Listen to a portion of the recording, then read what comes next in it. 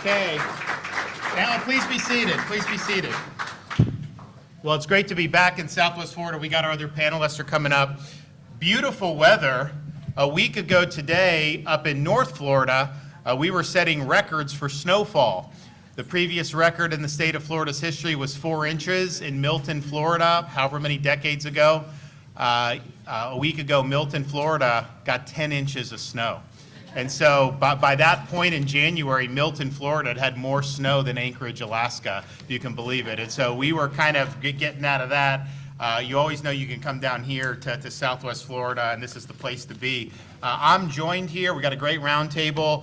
Dave Kerner runs our highway safety, motor vehicle, highway patrol for the state of Florida. We also have Homeland Security Investigation Special Agent in Charge, John Condon, is going to talk about what we're doing to combat illegal immigration. And we are now, for 4 years, I didn't have anyone that really wanted to work with us at the White House. Now we do. So I think we're going to be able to do a lot of great stuff. Alvin Vincent is also here, U.S. Immigration's Custom Enforcement and Removal Operations. We also have Nikki Jones, who's an angel wife.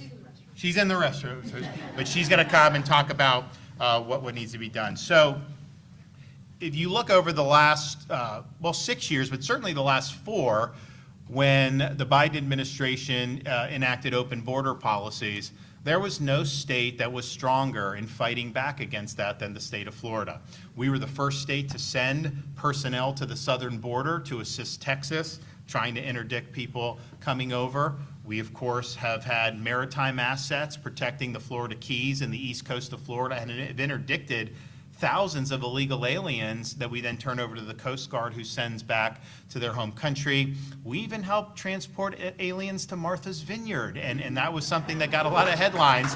So, and then we've done things. We've done mandatory E-Verify. We have requirement that people give if they're not here legally, when they go to the emergency room. We keep track of that. That's caused the cost to go down because people are focusing on this. So we've done a lot, but the reality is I think you had largely catch and release under Biden.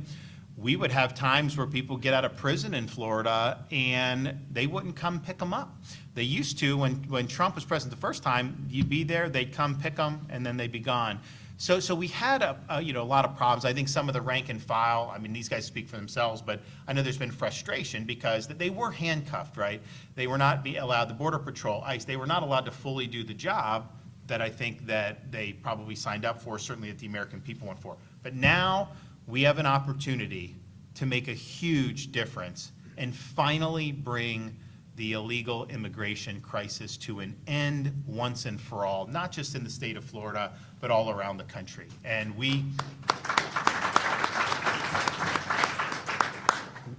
there's not a single Republican that I know in the state of Florida who's in elected office, certainly in the legislature, statewide, in the Congress, who has not campaigned vigorously against the Biden border crisis, open borders, and talked about the need to deal with illegal immigration. They all do that, right?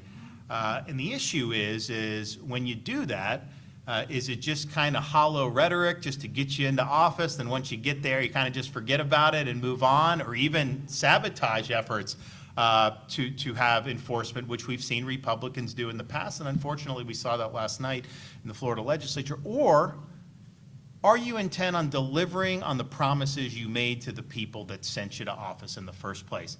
And it's been my guide that when I tell you I'm going to do something, I'm going to do it. And I don't say it idly. I follow up and we get the job done. So I've been talking about this issue for a long time. When I ran in 22, we got reelected by a historic margin. This was a strong issue. No governor had been stronger.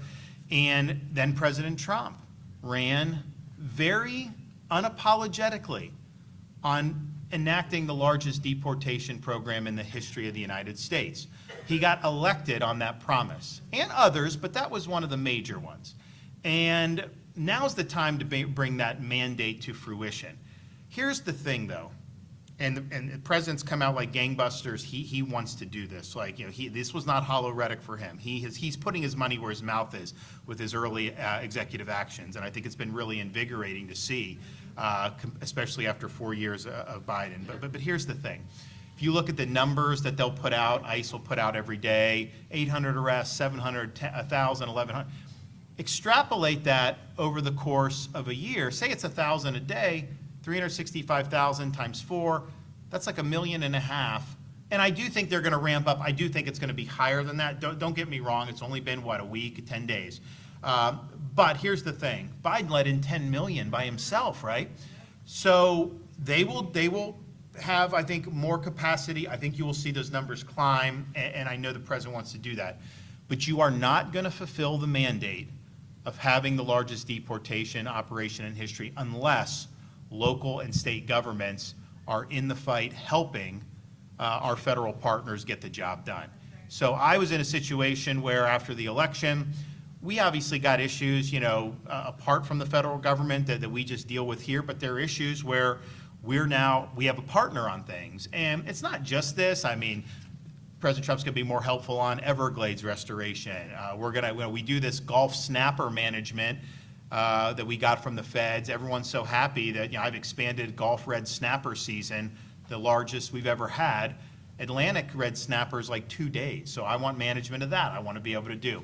And there's a whole bunch of other things. But the number one issue in the election, I would say, was the issue of border and immigration.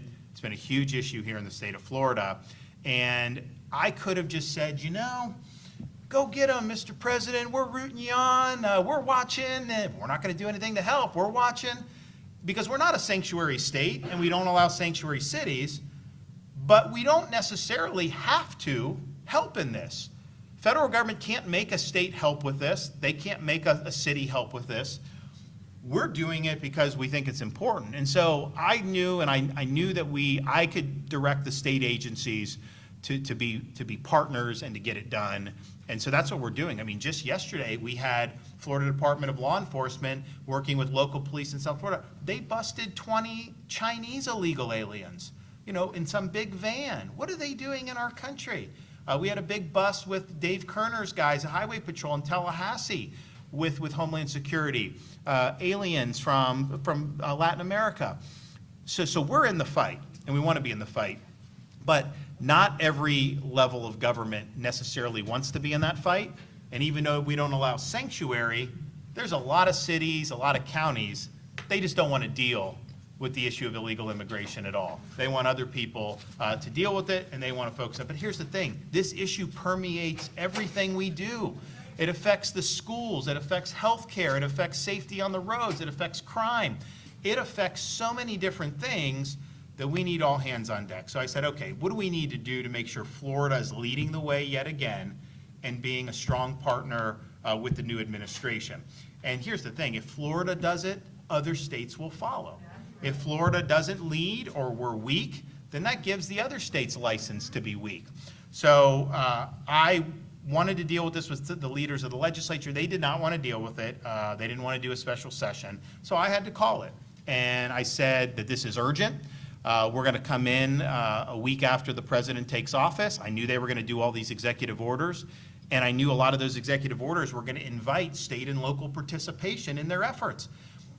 And I also understood how that can be a force multiplier, because you're talking about most of the interactions are with state and local officials. And think about it. I mean, you'll hear Nikki's story, but her husband was killed by an alien who had been stopped multiple times for major traffic, and they just kept releasing. Our highway patrol, if they stop you and you're here illegally, they're gonna get you to ICE, and we're gonna send you home. And that should be true with our police departments, our sheriff's departments. And just think, if that had been done over the years, you would have people like Nikki that would not have had a husband lost. You've had others that have lost kids. So we have a huge obligation to do this. So we called the special session. The leaders of the legislature said that it was premature, that there was no urgency to it. They accused me of doing a political stunt, and they said this could wait many months. I've been waiting 4 years to do something. We don't have time to wait. We've got to do it. And so I said, we're going to do it. They got really negative feedback from their voters, and so they kind of felt like they had to do something. But they didn't want to just, part of this is, some of it's petty, like they don't want the governor to get a win or this or that. Look, this is not about me. It's not about them. It's about you. It's about this state. And if they're going to come up with strong proposals, they can have 100% of the credit. I'm not looking for credit. I'm looking to get the job done. And so they came in this week and they unveiled a bill that was horrendous in so many different ways.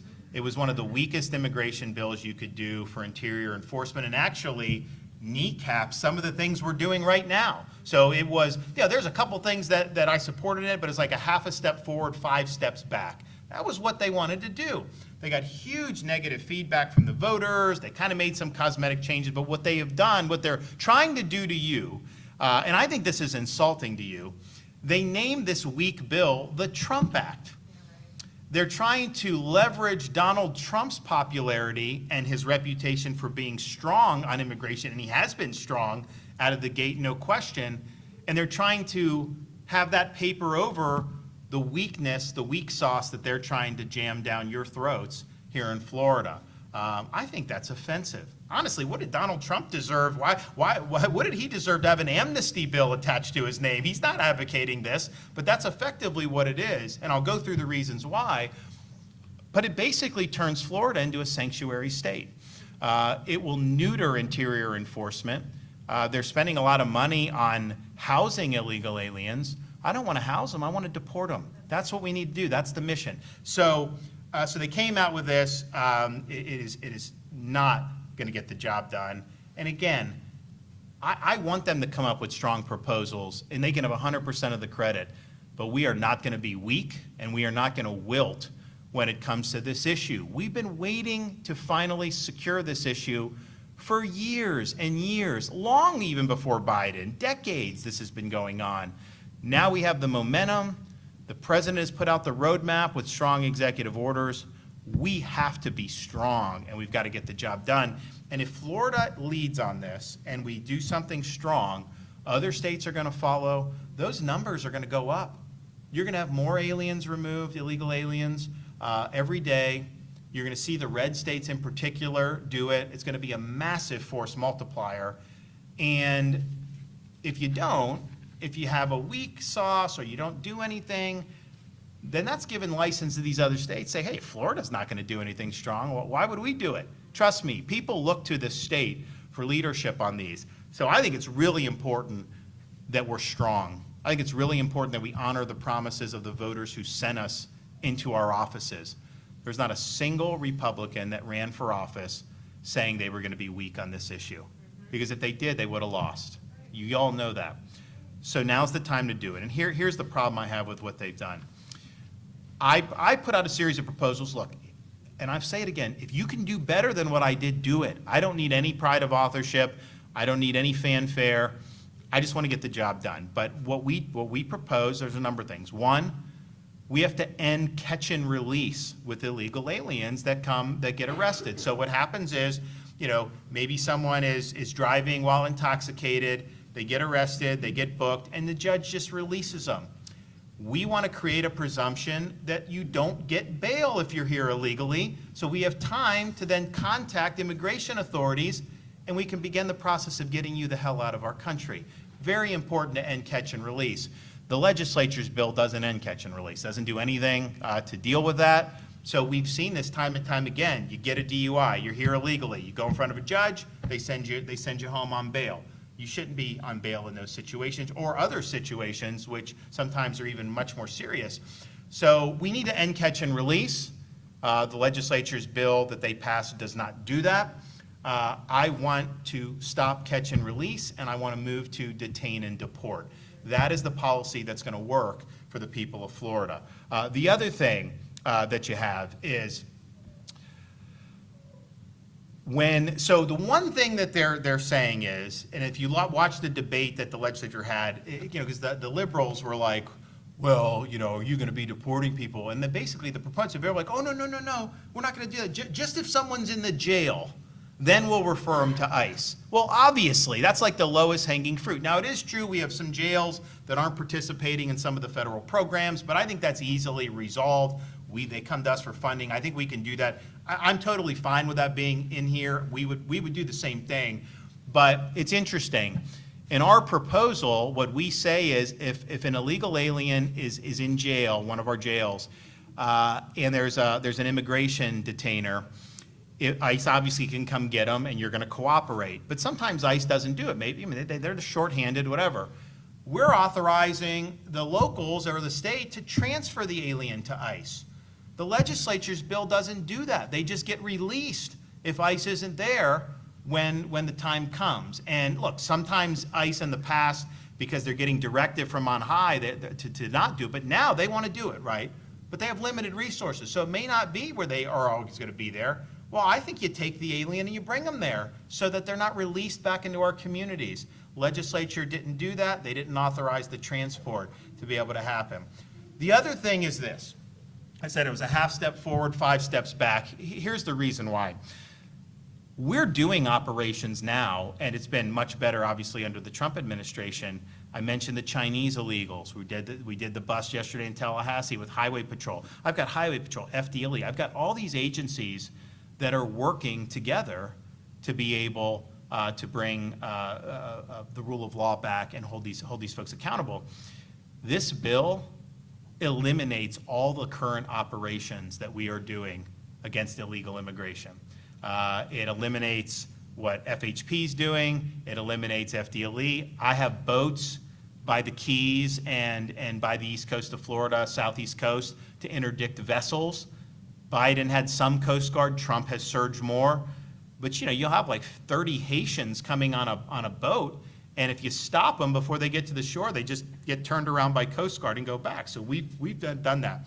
So all those things would be revoked, and we wouldn't be in the game on any of that stuff. So that's taking steps backwards. And then the worst part about it is they actually strip the governor of immigration enforcement authority entirely, and they transfer it to the Department of Agriculture. Now, why the hell would you do that? People ask, why would you do it? And part of it is, look, agriculture has been a magnet industry for illegal alien labor. It's cheap labor. They do all that stuff. That doesn't mean every farm in Florida is doing it, both family farms, big farms. And I'm not suggesting that everyone is, but we know it does happen. Let's just be honest. And so there is a conflict there as the ag commissioner, because you're going to have constituencies that are not necessarily going to want to have immigration enforcement. So it's a dumb idea just for that purpose. But it's also the case of they don't have the resources. So you're literally putting in this bill that none of our agencies can even discuss immigration with these federal authorities unless the ag commissioner approves that. How is that? What possible justification for that is? And people ask me, and they're like, well, and look, Florida does a good job in crisis management and emergency response. You guys have seen that over the years. We're proud of it. That emanates from my office and these others, all these agencies. We are a well-oiled machine. So if you really wanted to be successful, you would just, beef up authorities for us to keep doing our jobs, right? They're taking that away. Some of it may be petty politics they're trying to play just because they want to pull one over on me. But I think it's more than that. The reason you put it in ag, the reason you bar state agencies from communicating with ICE and Border Patrol is because you don't want to see more deportations. It's because you don't want to see more interior enforcement. That's why they're doing it. It's a feature for them, not a bug that it's not going to work. And that gives the game away. If you were serious about interior enforcement, you were serious about increasing the number of illegal aliens that get deported out of the state of Florida to help the Trump administration set this record that the president's pledged to, the last thing you would do is send it to the ag commissioner and tie the hands of the very state agencies that have worked successfully on this issue for the last many years. So that gives the game away, and it basically means if we in the state, if we had evidence of illegal labor or gangs, we'd have to go to the ag commissioner, and if the ag commissioner can veto us following through on it. So it is really bad and effectively makes us a de facto sanctuary state, because all of the enforcement is going to be contingent on this one ag commissioner and whether or not he is going to green light any of these operations. So it makes no sense whatsoever if you actually want to do a good job. It makes perfect sense if your goal is to sabotage enforcement. So you would have, because of that provision, you would have fewer people deported under their bill than you would if we just kept doing things the way we're doing now with the beefed up state involvement. And we're going to announce an MOU, or we're going to do even more down here in Southwest Florida. So that is a head scratcher. Nobody can justify who voted for this bill why you would want to take it away from the governor and give it to the ag commissioner. And look, we had a Democrat ag commissioner a couple years ago. Current ag commissioner has voted for in-state tuition for illegal aliens, driver's licenses for illegal aliens. Me as governor, I've been strong on illegal immigration. You don't got to worry about me. I'm not going to squish on this issue. I'm going to be there. I'm going to get the job done. So just from a practical perspective, it makes no sense. From an organizational perspective, it makes no sense. So that's really, really problematic. Now, another thing they do, President Trump came in, he issued a national emergency for immigration and at the border. We have a state of emergency similar in the state of Florida for illegal immigration. A lot of the things we're doing with Highway Patrol, FDLE, Fish and Wildlife, the maritime operations, flows from that state of emergency. The legislature's bill, which they're trying to, they think you're dumb by calling it the Trump Act. They think you're going to think it's strong. It actually eliminates our state of emergency. So all those operations would cease as a result of that. These operations are working. These operations are doing well. So again, that gives the game away. It'd be one thing if you didn't like the state of emergency, but Trump just did one. And that's unlocking his potential at the federal level. So they do that. Gangs, transnational gangs. We propose very strong ability to hold these gangs accountable. Legislature initially had nothing in there at all about gangs. They have put some in there, not as strong as us, but they have put some stuff in after the outcry, but you got to go after the gangs. Now, you go after the problem at the source with the cartels, and the Trump administration's doing that. They have presidents designated the cartels to be foreign terrorist organizations. I think that's 100% appropriate, and I think they should be treated that way. And so that will make a difference.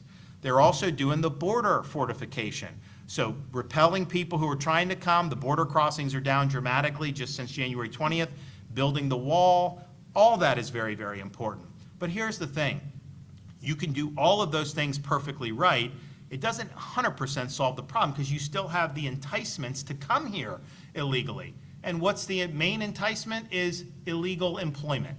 People can come from these foreign countries, they can make more money here in the United States than they do back home, and then a lot of times they'll send remittances back to their home country. Now, we do have E-Verify for 25 employees or more. That's been helpful. The media said that our economy was going to crash, and it hasn't, but it has been helpful at combating illegal hiring. Under 25, the legislature didn't police, and obviously, I would say if there is the fraud, that's going to probably be there. In my proposals, we want to strengthen E-Verify to remove the enticement to come illegally. The legislature actually strips E-Verify enforcement from the governor. They weaken it and they give it to the Commissioner of Agriculture. So if you have illegal labor, you're gonna have to go through Ag Commissioner to do it. That should not be the case. And current Ag Commissioner Wilton Simpson, he's opposed E-Verify when he was in the legislature. That's just a fact. And many of these other guys running this bill have opposed E-Verify very significantly, largely because of the businesses. So it weakens E-Verify, and I think it pretty much eliminates, it de facto eliminates E-Verify because they're taking it out of the governor's executive offices and putting it in to the Ag Commissioner. But the employment is an enticement. The ability to send remittances is also an enticement. So we're proposing having an E-Verify for remittances. So you want to send a remittance? Okay, you've got to show the wire provider that you have that you're here lawfully. And if you do that, send away. If you don't, we're not going to let you send remittances. That would dry up so much of the enticement almost immediately. You would see really positive differences from that. They didn't include anything about remittances, and I think the reason is they don't want to remove the enticements. That's not something that they're trying to do. I think they want to continue to entice people to come here and work under the table. I think that's a mistake. I think that causes, like, here's the thing, like, some business that wants cheap labor, there's cost imposed on all of us from that. Schools, hospitals, traffic accidents, maybe criminal activity, all these different things. So it's basically a massive subsidy to some of these businesses when you're bringing in people illegally like that. So remove the enticements. We need to do it. The legislature totally dropped the ball on that. Making sure we're holding illegal aliens accountable who try to vote in the state of Florida. We have prosecuted. I did election integrity with the legislature. We created an Office of Election Crimes in the Attorney General's office, or in the State Department. We've prosecuted people that have voted illegally in Florida, and we're proud that we've been aggressive on that. The media hates it. They're like, oh, you can't do that. No, you can. You don't have a right to vote if you're not a U.S. citizen in this state, in this country, and that's the way it should be. But the problem is if you're here illegally and you vote, and then I find that out, your vote has been counted. There's no way 3 months after the election I can unring the bell. I don't know who you voted for. So the crime that was committed still influences the election. They have not made it a separate crime in Florida to illegally register to vote. You're not allowed to register if you're, quote, unqualified, but when you sign up, you don't have to swear under penalty of perjury that you're a U.S. citizen. We want to make sure everyone has to swear that they're a U.S. citizen, and then if they swear and they register, and it's not even just the illegals. If you're a legal foreigner here, you're not eligible to vote. If you're a foreigner, then we can hold you accountable before the election. We can hold you accountable for falsely registering. And so those penalties we have are strong. The legislature did not see fit to do the strong penalties for illegally registering to vote, and they had an opportunity to do that. But I think that that's something that's really, really important. Now, probably the linchpin of this, if it's going to be successful, and if the president's mandate is going to be fulfilled, is you have to require state and local law enforcement to cooperate affirmatively with federal immigration authorities. Not just not be a sanctuary. I mean, we know California is a sanctuary state. They're going to try to sabotage everything the Trump administration does. Chicago, sanctuary city. They're going to try to sabotage. We're not a sanctuary state. Well, at least, as long as this bill doesn't ever pass, we won't be. If it passes, we're a de facto sanctuary state. But we're not. We don't have sanctuary cities, or they're not allowed. But there's a difference between, okay, you can't actively sabotage, but can you just sit on your hands and do nothing? That's what most law enforcement agencies throughout the country do. They don't do very much.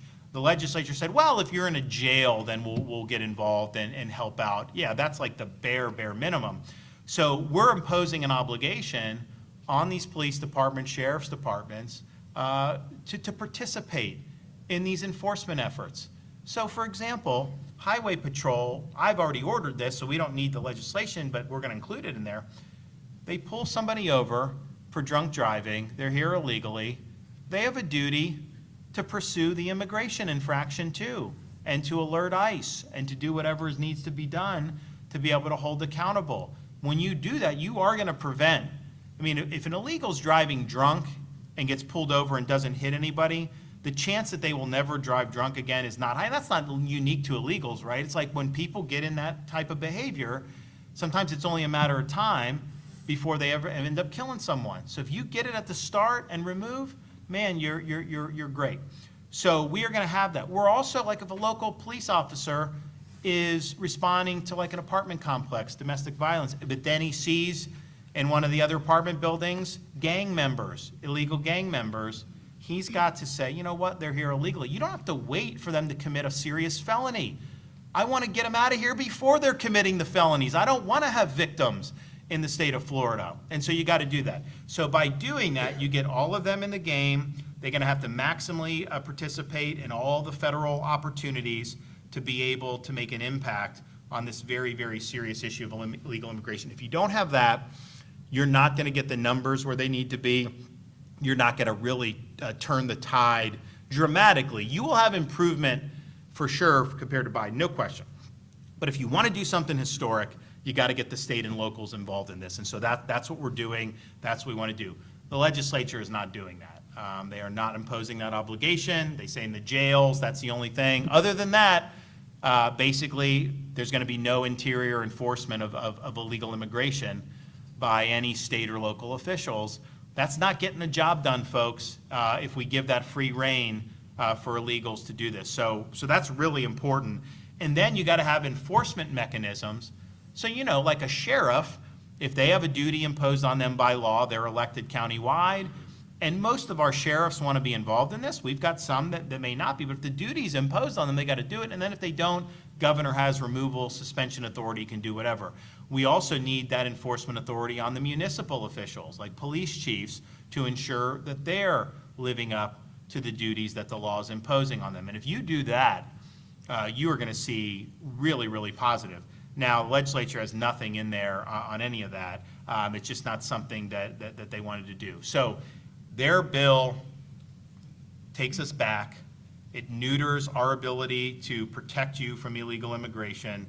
It neuters our state agencies. It is a de facto sanctuary/amnesty bill. And that's totally contrary to what all these guys ran on in 22, when I was on the ticket, in 24, during the President Trump election. This issue of going after the cartels, securing the border, and having this the largest deportation effort in all of American history, those were central to this mandate. All these guys were supportive of that. They all told you as voters that they would stand for policies that deliver that. None of them said they would vote to make Florida a de facto sanctuary state. Did any of them tell you that they wanted to take power away from the governor on illegal immigration and give it to the ag commissioner when they were campaigning? No, not one of them said that. It's absurd. The mere thought of them campaigning on that would be absurd. You'd scratch your heads and say, what the hell is wrong with you? So no. So now's the time to get it right. What they have done this week has been so weak, so pathetic. And here's the thing. I could easily just say, you know what, let the feds handle it. We'll do our own thing. We don't need to worry about it. But that's not the right thing to do. And the right thing to do is not always the easiest thing to do. Sometimes you got to tussle, with the legislature. Sometimes you got to go out and make the case. But it's the right thing to do. And I think this is a once-in-a-generation opportunity. If we're not going to go in full bore to get the job done, I don't know that we'll ever have a better opportunity to really make a difference ever again. So I want to thank, since we're in Southwest Florida, I want to thank Senator Jonathan Martin. He opposed the Swamp Act last night, this amnesty bill, this weak bill. He saw through it. He stood strong. The leaders in the chambers, they pressure these guys. Oh, we're going to take away your committee assignments. We're going to deep six your projects. You're going to do so. They retaliate, and that's why so many of these members get concerned. The members showed up to Tallahassee on Monday. They didn't know what the hell was going to happen. They weren't given any of the leadership didn't give them the bill. They had and the leadership did not allow any bills to be filed till Sunday night. So all of our stuff, the members filed Sunday night, nothing money, and then they get this dumped on them and basically told, hey, we're naming it after Trump, so don't worry about it. Obama named Obamacare the Affordable Care Act. How affordable was that? Biden named his spending boondoggle the Inflation Reduction Act. How much did it reduce inflation? And so they're playing this political game where if they name a weak bill after a strong president, that somehow you guys are just going to say, oh yeah, it must be amazing. I think some of you may have been born on a Tuesday, but it wasn't last Tuesday. You know what these guys are up to, and So contact your local representatives. Let them know we've got to get this right. We can't have weak sauce. We got to be strong. We can't descend Florida into a de facto sanctuary by neutering the ability of the state agencies to respond and to be strong on this. And we do need our local agencies to all be a part of the fight.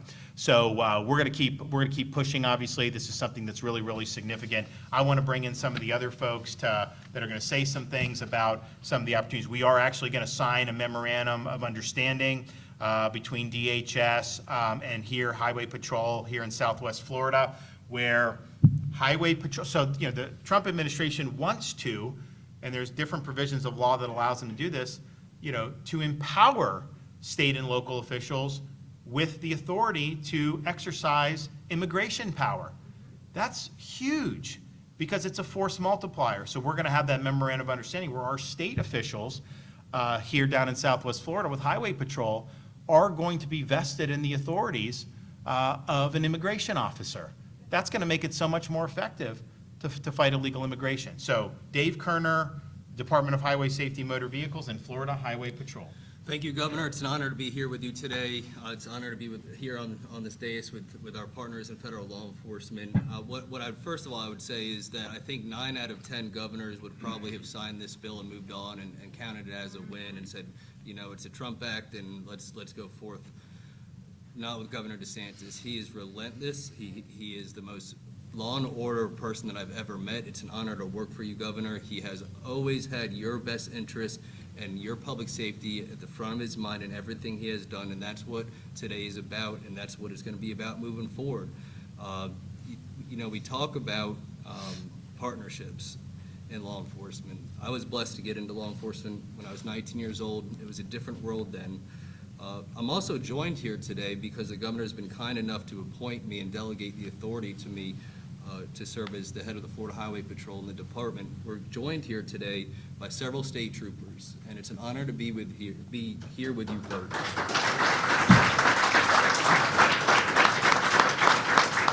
And I'll take a very quick survey and ask if each trooper will raise their hand if you've been deployed to the southwest border in Texas. Please raise your hand.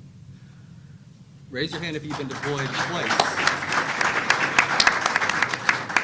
And we have some here that have been twice. Raise your hand. So these troopers, for the last 3 years, these troopers have been, at the direction of Governor DeSantis, engaged in the battle against the open border. And I thank you for your service, but it's time now that we turn our focus, as the governor has directed, to the interior of our state. And quite frankly, I think we're all very excited about this opportunity because state troopers, more often than the average human being, or average American, get to see the effects of illegal immigration in our community. They interact with it every day.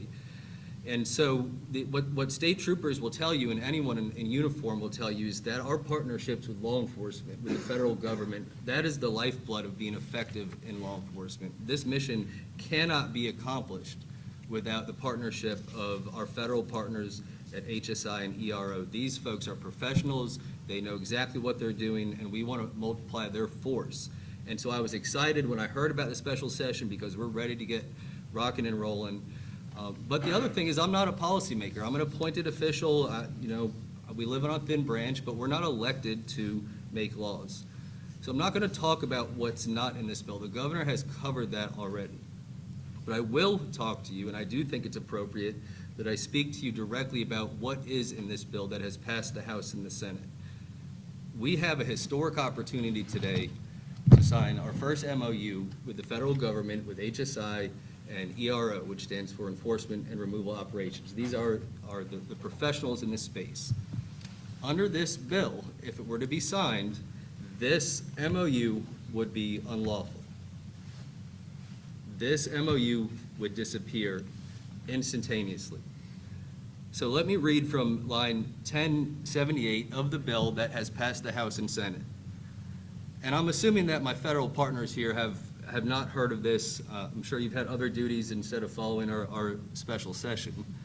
Any communication, not some communication, not sensitive communication, but any communication with or coordination between a state law enforcement agency, like the Highway Patrol, and federal immigration agency concerning such laws must occur through the Office of the Agriculture Commissioner. Any interagency agreement, memorandum of understanding, or contract concerning federal immigration laws or matters directly related to the federal immigration and a state law enforcement agency, i.e. this MOU, must be approved by the Chief Immigration Officer of the Department of Agriculture. Fox guarding the hen house. That's all that is. Fox guarding the hen house. It's absurd. And it's unheard of.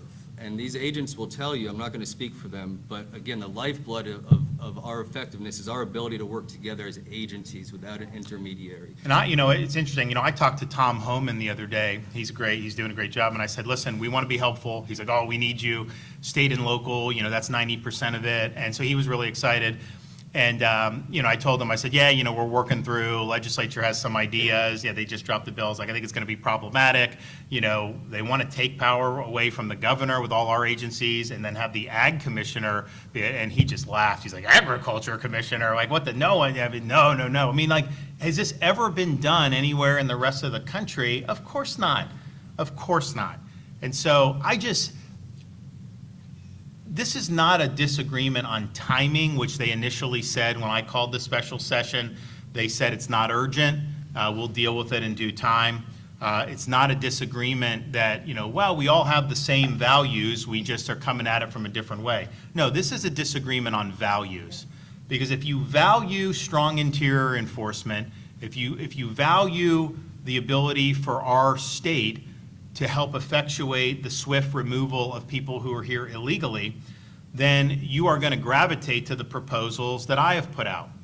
If your values are you don't want to see people who are here illegally deported unless they commit like some serious crime, then you're going to want the agriculture commissioner to throw sand in the gears, right? And you're going to do it. So the bill that they did, it was so offensive that they named it the Trump Act because the values that they're trying to further in that bill are totally contrary to what he campaigned on. They're trying to neuter this so that we actually have fewer deportations than we're having right now. And then what they'll say is, oh, well, we're putting all this money in for more housing and beds and stuff. And like I said, I don't want to house and feed. I want to remove. But it is a difference in values. And I think these provisions with this ag commissioner, to me, just totally gives away the game. And any of your reps that voted for it, you should ask them, why would you have taken it away from the governor and given it to the ag commissioner and then neutered all the state agencies from participating with the veto given to the ag commissioner? What would they tell you? They cannot tell you anything. And I would also say, just knowing who's governor now, I mean, did you want the ag commissioner responding to Hurricane Ian, or did you want me responding to Hurricane Ian? I mean, let's just be clear here. We've shown an ability to manage these crisis and disaster situations, so it's even doubly absurd that you would try to do that. So I think that the fact that we wouldn't even be able to do this agreement here, we wouldn't even be able to have communication with these agencies. And just think, I mean, like, what do you think if Dave Kerner's Highway Patrol guys, someone's going and speeding and they follow him and they end up on some place where you stumble upon 25 illegal laborers. You got to go to the Commissioner of Agriculture to ask him if you can pursue that. What do you think his answer is going to be? You think he's going to be eager to pursue people that are just illegal laborers in like some farm or something? I would say probably not. I'd bet the under on that, because that's basically been the pattern. So it makes no sense whatsoever, and it totally gives away the store about how weak, ineffectual, and subversive, quite frankly, this bill is. Because we would be better off just saying, you know what, let the state keep doing what it's doing the way it's doing. We would have more people that end up getting deported under our current model than under this bill. And they put some stuff in because they recognize the voter response has been so negative. They recognize it was soft. There's no interior enforcement. They understood that. So they were like, their way to make it tougher was to enhance criminal penalties on illegals who've committed crimes. So like, for example, I enacted with the legislature a couple years ago the death penalty for pedophiles. Supreme Court ruled 5-4 a decade ago, 2 decades ago, that was unconstitutional. I think that's a mistake. So we're trying to challenge that decision, right? So that's already there. And they're saying, oh, if an illegal alien rapes a child, they get the death penalty. We already have that in law, whether you're illegal or not, right? And so we already have stiff penalties. But fine, like, you want to load up more, but that doesn't stop. That doesn't answer the question of deporting people who are here illegally. It's a totally separate thing than being tough on interior enforcement. And for that, you've got to have your guys in the game. Sorry, Dave. And Governor, unfortunately, it gets worse because it's one thing to control the relationship between the federal government and the state of Florida law enforcement, but it goes a step further. In Section 3, line 1087, it says, if a local law enforcement agency, and we're joined here today by our colleagues and friends in local law enforcement, and the federal government's going to look to them as well. But if a local law enforcement agency requests the assistance regarding a federal immigration law from a state law enforcement agency, right? So we're out there on the roads. These guys are out there on the roads with local police. If they encounter an illegal immigrant and the local PD wants the help of the Florida Highway Patrol, which would happen 1,000 times out of 1,000 in the normal world, under this law, if the local agency requests state law enforcement agency to assist, that local agency and law enforcement agency must coordinate the request through the Office of the Agriculture Commissioner. So think about it, you could have, part of what we want to do is ensure that these counties and the police departments and the cities, that they participate and that they take advantage of the opportunities to do it. But you will have some, maybe a gung-ho sheriff who really wants to go above and beyond, and so they really want to get after this issue. They've got to get approval. The ag commissioner can veto a duly elected sheriff's ability to be really, really tough on illegal immigration. Why would you want to do that? Why would you want to reel these guys in? We're trying to impose a duty to set a bare minimum that you got to be in the fight, right? But people can go above that. Yeah, definitely do it, 100%. This would basically neuter some of our local officials who are very gung-ho about this issue. You'll have people, I know these guys, so it runs the gamut. There's a handful of elected sheriffs who would want to be sanctuary if they could. They know that we're not a sanctuary, but they are not going to want to offer very much positive assistance, right? They'll do the bare minimum so that they follow current law. And we obviously need them to do more. Most of the other sheriffs, I think, are kind of in between. They just don't view it as their mission. They're happy to be helpful on the margins, but they don't want necessarily to have some of their folks trained to exercise some of the immigration authority, which I think they need to have some of their folks do. But you do have some who would really want to take the bull by the horns, and they want to say, you know what? I'm going to make this county, we're not going to have illegal immigration in our county. And you have some gung-ho sheriffs who would do that. That could be vetoed under this bill by the ag commissioner. It's a mother may I enforce the laws against illegal immigration. And the ag commissioner, it's a fourth on the ballot, and in the cabinet, like it's a down ballot race. This isn't like a race that, how many people here know who our ag commissioner is? Raise your hand if you know who it is. All right, so a majority of you do not, and don't get me wrong, that's not a majority of Floridians, I bet you 100% do not know that. And so the question is this is pretty significant authority to be vesting in an official who is not exactly a household name, and a lot of people voted for, quite frankly, in 22, because I was on the top of the ticket and they voted Republican down ballot. That's just the reality of the situation. So let's just be honest.